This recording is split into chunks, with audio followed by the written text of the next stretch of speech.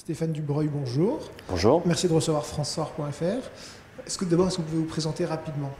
Alors je suis l'associé en charge des télécoms au sein du cabinet SIA Conseil, qui est un cabinet spécialisé dans l'accompagnement des entreprises au niveau managérial et stratégique. Aujourd'hui, on va parler ensemble de Free Mobile qui fait le buzz depuis la rentrée.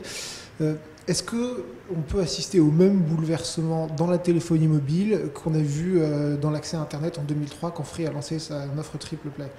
Alors, on peut avoir des similitudes, c'est-à-dire qu'on peut imaginer que Free baisse fortement les prix, comme c'est arrivé en 2003 dans l'accès Internet. Par contre, en termes d'innovation, la donne est assez différente parce que le mobile est un marché qui existe, dans lequel il y a beaucoup d'innovation et dans lequel les opérateurs investissent beaucoup.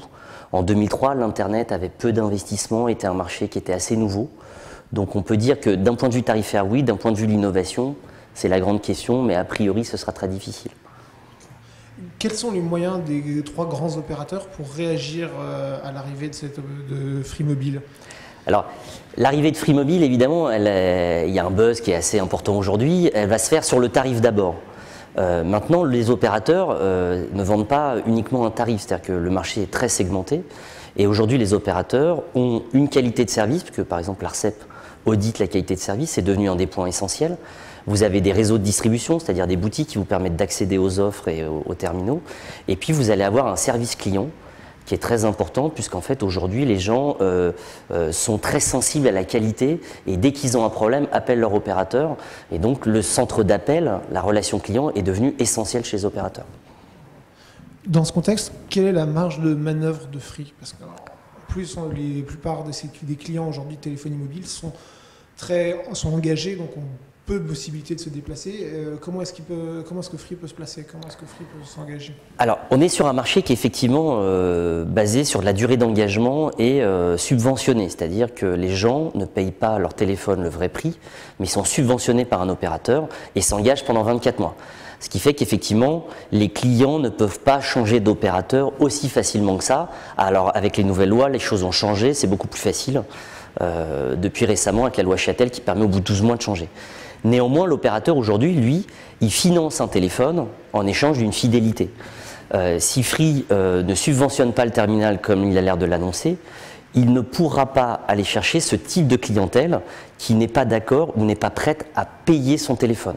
Donc ça, c'est un point qui est important, c'est-à-dire qu'aujourd'hui, une partie et des segments très importants de clients ne sont pas prêts aujourd'hui à payer leur téléphone et considèrent que c'est à l'opérateur de le financer. Comment est-ce que les opérateurs virtuels peuvent se positionner face à ces nouveaux concurrents? Parce qu'ils ont aussi une stratégie de diminuer les prix. Est-ce qu'ils ne vont pas un peu se faire phagocyter par l'arrivée de Free Mobile? C'est une très bonne question. C'est-à-dire qu'on parle de baisse des prix, mais en réalité, 10% du marché sont entre les mains de ce qu'on appelle les opérateurs alternatifs, donc les MVNO, et donc ont déjà pratiquent des prix très bas. Donc si je vous donne un exemple, les prix aujourd'hui sont autour de 25-30 € sur l'illimité, chez des zéro forfait, des Virgin Mobile, des Simio et autres. Donc ça veut dire que le marché est déjà beaucoup plus bas chez ces opérateurs-là que les opérateurs traditionnels. Si Free veut baisser les prix, comme il a dit, divisé par 2, il va falloir qu'ils soient 2 fois moins chers, pas que les opérateurs historiques, mais plus bas que les MVNO. Et donc on devrait assister à des offres autour de 10 à 15 €. La vraie question en fait dans le lancement de Free, c'est pas tellement le prix, c'est-à-dire que tout le monde s'attend à ce que les prix soient plus bas que les opérateurs historiques, c'est ce qui est assez logique puisqu'il a une structure de coût qui est plus faible. La vraie question c'est est-ce qu'il va y avoir une innovation, une vraie rupture technologique? Est-ce que Free va être capable, soit à travers son réseau de dernière génération, d'avoir des services complètement nouveaux entre le mobile et sa box, qui permettrait en fait de piloter par exemple la box à distance, d'avoir des contenus sur le mobile et sur sa box, de pouvoir téléphoner chez soi via la box avec son téléphone mobile, etc. etc. C'est ces services-là aujourd'hui sur lesquels on ne sait pas vraiment si Free est capable d'innover. Par contre, on sait que c'est la clé. C'est que s'il arrive, il risque de bouleverser le marché vraiment profondément et de recréer une dynamique d'innovation sur le marché français. Une des grandes faiblesses que va avoir un nouvel entrant, surtout un nouvel entrant tardif comme Free, c'est qu'il n'a pas de réseau de distribution, ce qui est une faiblesse pour aller dans certaines régions. Dans les villes, on peut contourner ça, mais pas dans les provinces. Ça, c'est le premier point. Le deuxième, c'est qu'il n'a pas aujourd'hui un réseau télécom qui couvre totalement la France, qui doit le construire au fur et à mesure, avec tout ce qui est le niveau de qualité requis pour les clients. Donc aujourd'hui, il a quand même pas mal de choses que possèdent les opérateurs qu'il n'a pas et qu'il devra tôt ou tard soit contourner, soit mettre en place.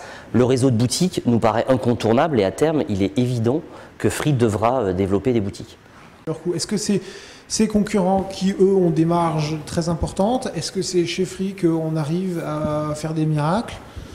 Alors, les marges, je rappelle que l'opérateur qui a la plus grosse marge en Europe, c'est Free, avec 40%. Donc ça, c'est le premier point. Donc les opérateurs font de la marge, mais Free en fait, et c'est lui qui en fait le plus. Donc, ça, c'est le premier point. Le deuxième, Free a effectivement une organisation et une structure qui est très réduite, qui lui permet d'avoir ces prix-là. Il n'a pas de réseau de distribution, ce qui coûte très cher pour un opérateur. Il ne subventionne pas les terminaux, donc il va économiser là-dessus. Le service client n'est pas réputé pour être forcément un des meilleurs, ou en tout cas un des points forts. Donc il arrive à comprimer ces coûts-là. Et puis une autre raison, c'est que par exemple dans l'Internet, il a une seule offre, il a une offre unique. Donc il n'a pas de service marketing, il n'a pas besoin d'avoir ce type de choses. Donc c'est grâce à ça qu'il arrive à avoir une approche très low cost, d'une organisation très très ramassée. Et ce qui lui permettra peut-être dans le mobile d'avoir des prix sensiblement plus faibles. Stéphane Dubreuil, merci. Merci beaucoup.